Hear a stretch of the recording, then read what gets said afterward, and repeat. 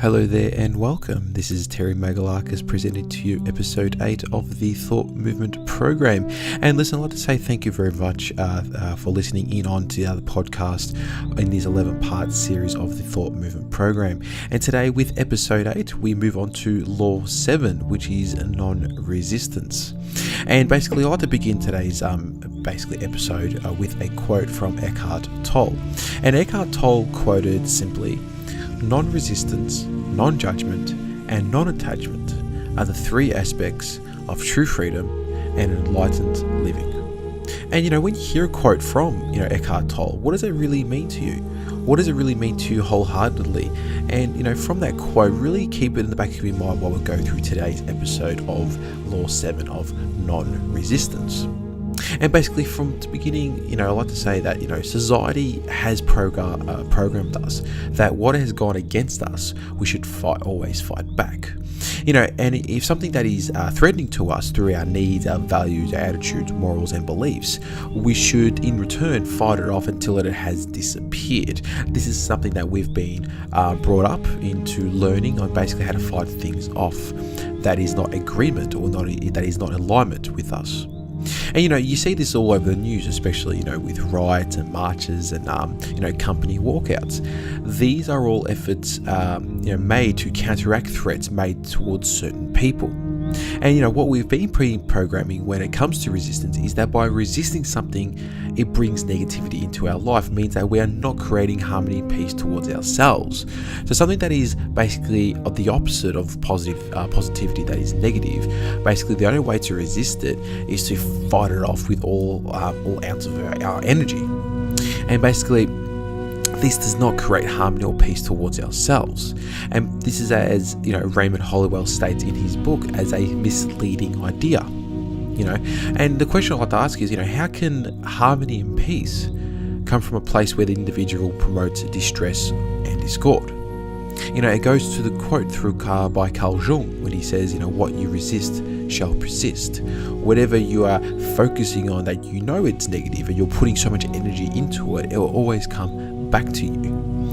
And Eckhart Tolle says, there are three mentalities you need to achieve, the ultimate freedom in your life. And one of them was the law of non-resistance, like I said, the quote before.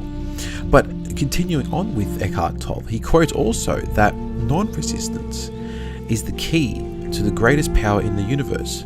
Through it, conscientiousness, more of the spirit, is freed from its improvement in form. And when we, from that quote, from what I've gathered through this Law 7, which is non-resistance, when we find ourselves in a situation that promotes the opposite of positivity, we start to feel an immediate urge to express and just react to the opposing situation. That's how we've always been brought up. So when we react and resist, we don't promote anything close to peace and or harmony. And what we do promote is more of a fear through our controlling ego. What I would like the people to understand is, by surrendering resistance and becoming non-resistant, this creates an opportunity to come from a place of being that is then a programmed state of doing. So come from a place of just being instead of a programmed state of just doing it like we've always been told to do. And this goes along the lines of reacting versus responding. We're always being told to react to something without ever understanding it or becoming curious about it. So when I always say to people, respond to it in a much more of a respectful way, that's when you start understanding the situation and the different perspectives and all that sort of stuff to make your mind understand of what is really, really happening. And this basically, by becoming consciously aware, the next choice you do, you start to own it. You start to own the next choice from once you start responding to a situation outside of yourself. And that's when you start responding instead of reacting, because you have chosen the right thoughts through how you're going to respond. And Rhonda Byrne spoke about this in her book, The Secret, that relates to the law of non-resistance. And the chapter she wrote in reference to this law is The Secret to the World.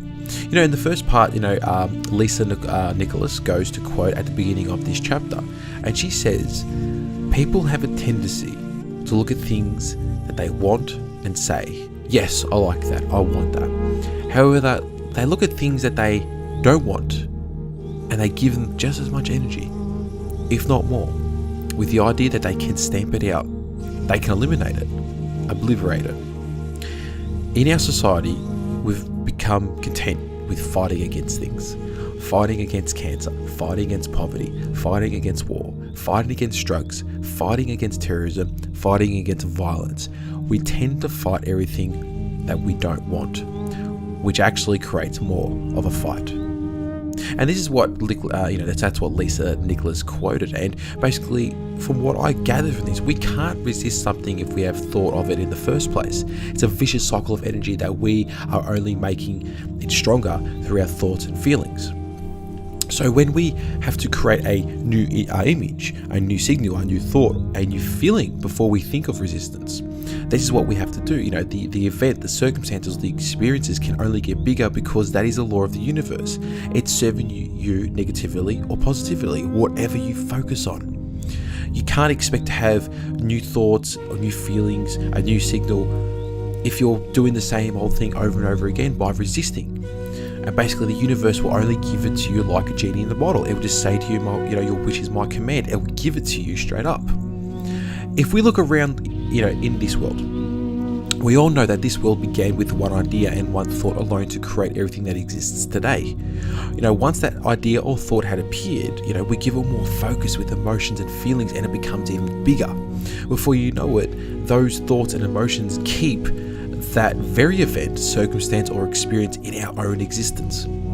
If we took our minds off it and focused instead of something more positive, the negative could not and shall not exist.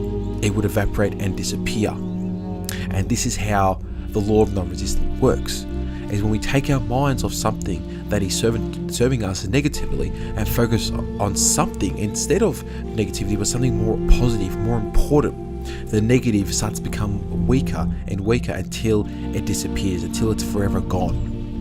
And basically, when certain people say, I am, for an example, when people say I'm working hard, this is an example. I've always heard people, in my workplace or at university say I'm working hard towards something. Do you think the work they are doing will bring ease, joy, peace into their life? No, it wouldn't really, because instead it's very challenging and stressful and it's hard. And to go even deeper, do they actually like the work they are doing, or are they being resistant towards it? If someone's saying to you, I'm working really hard, if you say something that's really focused, but they're very angry doing something, isn't that promoting more resistance and not ease, not bringing, joy to themselves? Really look into it. Really start observing people when it comes to their work. Resistance occurs when we don't want something, and yet people work on something that they hate, which will make them keep on hating it. And if we don't like something, then we don't give thought, time, or energy to it. That's when you are prioritizing yourself on the good that you actually want. We come from a place of non-resistance and in alignment with what we really want, which may be prosperity and abundance. And when we allow it to come, it's much more easier to just enter it into our lives. That's from abundance and prosperity point of view. And, for an example, and to conclude this Law 7 with non-resistance, if we were to look to nature, you'll find that all nature is non-resistance. Everything that is of nature has a purpose. It becomes non-resistant to seasonal weather. It does what it has to do to fulfill its purpose. When you are in a concrete jungle, you see a flower grow out of the concrete ground from a slight crack.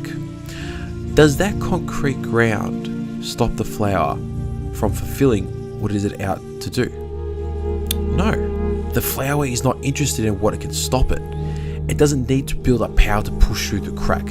The concrete, I believe, it's not even interested in what the flower is set out to do. It doesn't really care. The flower works with the crack and finds a way to pierce through to blossom. And another reason that that flower had appeared through the crack is because it found a way to appear without exhausting itself against the hardness of the concrete. In other words, the flower has saved its energy for that specific crack, and it couldn't care less for other areas where there is resistance. The crack was the opening to life, and the flower just focused on her opening until it blossomed.